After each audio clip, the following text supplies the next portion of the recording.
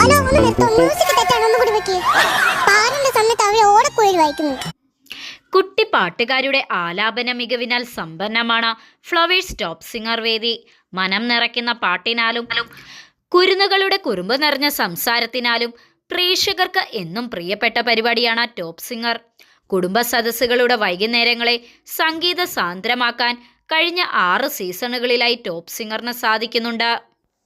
വിധികർത്താക്കളെയും അവതാരകരെയും ഒരുപോലെ മുട്ടുമടക്കിയ കൊച്ചുമിടുക്കിയാണ് മേധാ മെഹർ.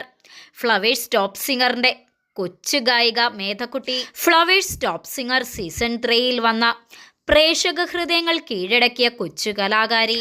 കുറുമ്പും കുസൃതിയുമായി വേദിയിലെത്താറുള്ള മേധാ മെഹർ ഏവരുടെയും പ്രിയപ്പെട്ട മേധക്കുട്ടിയാണ്.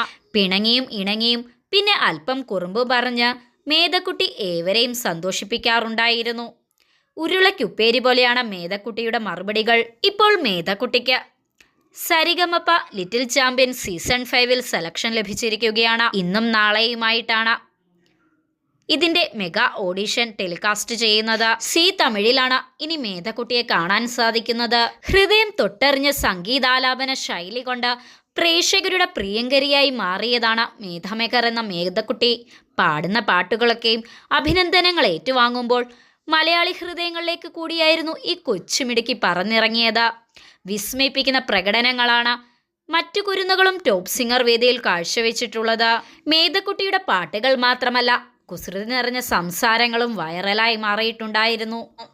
മേധക്കുട്ടിയുടെ അതിശയകരമായ ആലാപനത്തിൽ ഞെട്ടിയിരിക്കുകയാണ് സരിഗമപ ലിറ്റിൽ ചാമ്പ്യൻ സീസൺ 5ലെ ജഡ്ജസും. ഇനി മേധക്കുട്ടി തകർക്കാൻ പോകുന്നത് സരിഗമപ ലിറ്റിൽ ചാമ്പ്യൻ സീസൺ 5ലായിരിക്കും. മേധക്കുട്ടിക്ക് എല്ലാവിധ ആശംസകളും.